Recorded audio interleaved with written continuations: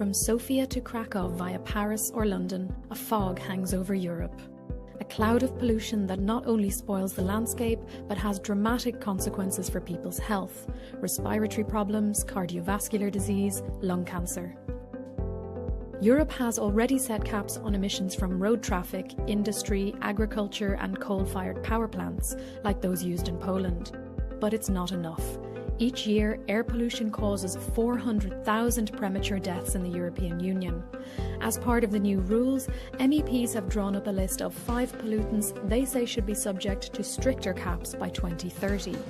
I tend to express it in terms of improvement in health outcomes, and the total package across all member states will see by 2030 an improvement in health outcomes of 49.6%.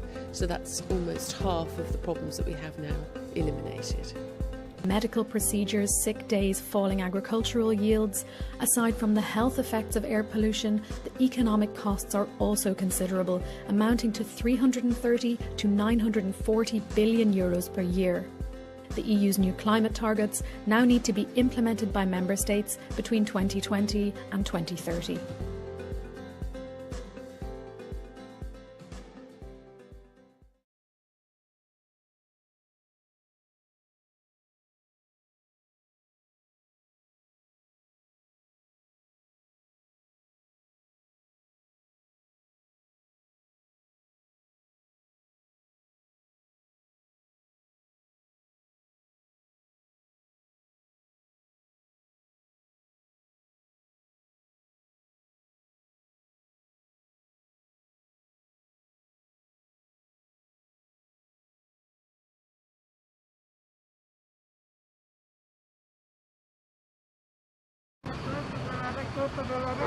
A pale haze over Mexico City, one of the most polluted places on Earth.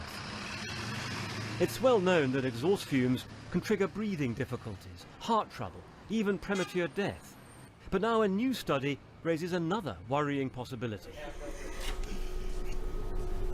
At Lancaster University, this small tray contains samples of brain, taken from people who'd lived and died in Mexico City and in Manchester.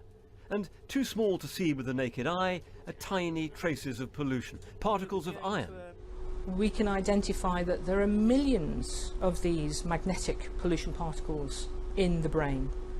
In 1 gram of human brain tissue, there will be millions of these magnetic pollution particles. And what effect could that have? Well, that's a million opportunities for those particles to create damage to the cells in the brain. The particles are known as magnetite. Yeah. So these are particles that came from a Manchester case. They can form naturally in the brain, like this one. By contrast, a rounded shape means they come from traffic, created in the high temperatures inside engines. So why could this pollution matter? While the largest particles are trapped by the nose, smaller ones can get into the lungs and then the bloodstream. And the very smallest can pass through the nerves that connect the nose to the brain, where they've been found in this study.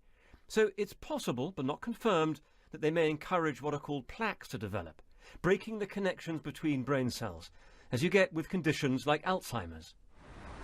What this research shows is that the incredibly small particles blowing around in traffic pollution can make their way into the brain. Now, this doesn't prove that exposure to pollution automatically leads to conditions like Alzheimer's, but it does make it much more plausible.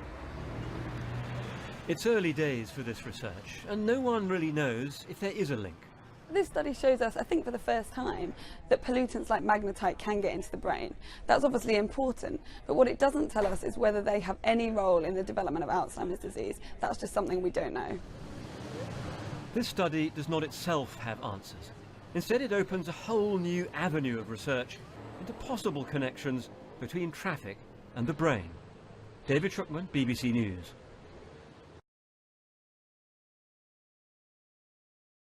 The answer, though, that you come up with in your report is pretty simple for indoor pollution. Simply open the window. Well, that's right. It's amazing, isn't it, that we're so used to now living in these tight, sealed homes that we're frightened of opening the window and letting a bit of fresh air in.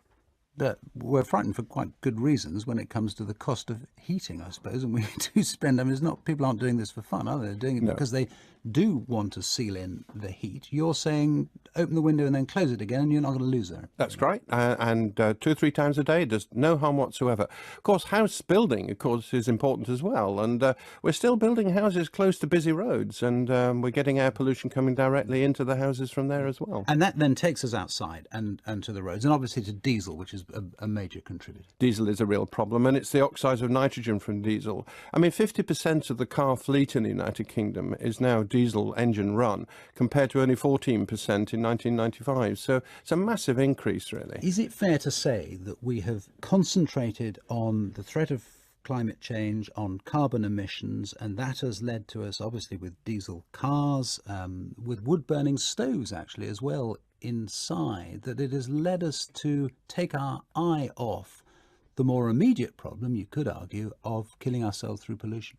Absolutely. I mean, there's a tenfold increase in vehicles on the roads since 1949.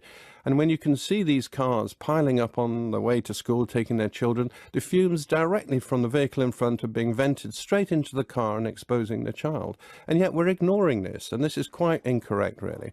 As doctors, we've got to speak out about this. And take action as well, or tell the local authorities and government to take action. In some cases, quite drastic action. You're talking about closing roads. Indeed so, and thinking carefully about what happens when pollution goes acutely up, as it does from time to time. And local councils have got to take some responsibility in this. Do we measure enough at the moment? We do not measure enough in terms of air pollution. There are new devices now that the public will be able to carry with them to measure their own pollution exposure. So that will produce some people pressure, I think. So you're wanting, when someone measures, when you realise that a road is particularly harmful at a particular time, you're wanting that road then to be closed? Well, at least to be built into planning. I mean, some forward thinking here, not just completely ignoring it, which is the situation at the present time.